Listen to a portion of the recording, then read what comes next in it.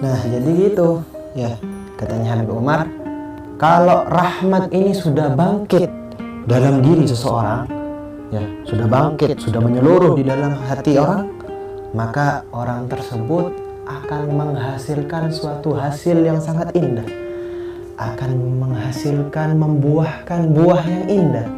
Buah apa? Buah yaitu dia selalu ingin di dalam hatinya untuk menyenangkan orang lain, ya. Dia selalu hatinya tuh kalau ada orang, anak pengen nyenengin dia, saya pengen nyenengin dia nih, apa caranya, pokoknya saya pengen nyenengin dia. Dia akhirnya apa? Berlomba-lomba dengan teman yang lain untuk membahagiakan orang lain. Supaya apa? Mereka niatnya itu hamba-hamba Allah yang apa? Ada rahmat di dalam hatinya. Semoga Allah ya bisa mengirimkan ke hati kita rahmat, insya Allah, memenuhi hati kita rahmat kepada hamba-hambanya. Supaya apa mereka itu apa? Rahmat kepada hamba-hambanya Allah. Semoga dia mendapatkan rahmat daripada pencipta mereka, ya. Semoga mereka juga apa? Supaya Allah memandang dia dengan pandangan rahmat sebagaimana dia memandang hamba-hamba Allah dengan pandangan rahmat, maka Allah pun akan memandang rahmat. Begitulah katanya Nabi Muhammad SAW, ar-rahimuna yarhamuhumur rahmanu tabaraka wa ta'ala. Sesungguhnya orang-orang yang saling merahmati yang lainnya itu akan dirahmati juga oleh Allah Ar-Rahman, Allah yang maha kasih sayang, maha penyayang. Irhamu man fil ardi yarhamkum man fis sama. Maka rahmatilah orang-orang yang ada di bumi, maka penduduk langit pun akan merahmati kamu. Rasulullah SAW juga bersabda, man laqiya akhahul muslim, ya, man laqiya akhahul muslima bima yuhibbu liyasurrahu bidzalik sarrahullahu yaumal qiyamah. Barang siapa yang bertemu dengan saudaranya yang muslim dengan apa? Dengan sesuatu yang dia cintai. Tujuannya apa? Liyasurrahu, supaya dia itu senang. Mungkin dia lagi kelaparan, antum bawain makan dia, kamu bawain makan. Dia lagi kebutuhan, punya utang, kamu bawain uang, bantu. Dia lagi kesusahan, kamu bantu dengan apa yang kamu bisa untuk bantu dia. Maka apa? Semuanya itu akan dibalas apa sama Allah? Sarrahullah, maka Allah akan membahagiakan dia nanti di hari kiamat. Allah ya. Jadi kalau kamu membahagiakan seseorang, suatu saat Allah bakal kirimkan orang yang akan membahagiakanmu. Dan begitu juga kalau misalkannya kamu menyakiti seseorang, maka Allah suatu saat akan mengirimkan engkau juga seseorang yang akan menyakitimu. Entum ya. Jadi kalau kita misalkannya sudah terlanjur menyakiti hati orang kita gores, maka cepat-cepatlah minta maaf. Karena ya, memecahkan hati orang muslim, buat sakit hatinya orang muslim sama saja menghancurkan Ka'bah. Ya, karena orang muslim itu ya kehormatannya di sisi Rasulullah dan Allah lebih agung daripada Ka'bah. Rasulullah SAW juga pernah bersabda, ma min mu'minin adkhala ala mu'minin sururan. Tidaklah satu orang mukmin dia memasukkan kepada mukmin yang lainnya apa yang dia masukkan? Sururan, kebahagiaan. Ya, kebahagiaan di dalam hatinya, kebahagiaan di dalam dirinya. Maka apa? Illa khalaqallahu min dzalika sururi malakan. Kecuali Allah akan ciptakan daripada kebahagiaan yang dia masukkan kepada hatinya orang mukmin tadi, malakan, satu malaikat. Ya'budullah, malaikat tadi menyembah Allah, wa yumajidahu, dan mengagungkan Allah, wa yuwahidahu, dan mengesahkan Allah. Fa idza sharal mu'min fi lahdihi, kalau sudah misalkannya mukmin yang tadi memasukkan kebahagiaan kepada saudaranya tadi, ketika dia sudah jadi mayit, ya, sudah ada di liang kuburnya, ja'as surur, maka datanglah kebahagiaan tadi. Ya.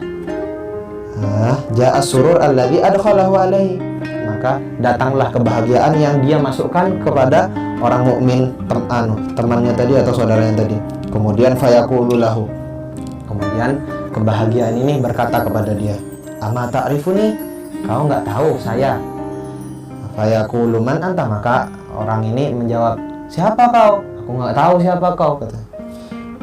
Kemudian dijawab sama kebahagiaan tadi, fayaqulu anas sururu alladzi adkhaltani ala fulan.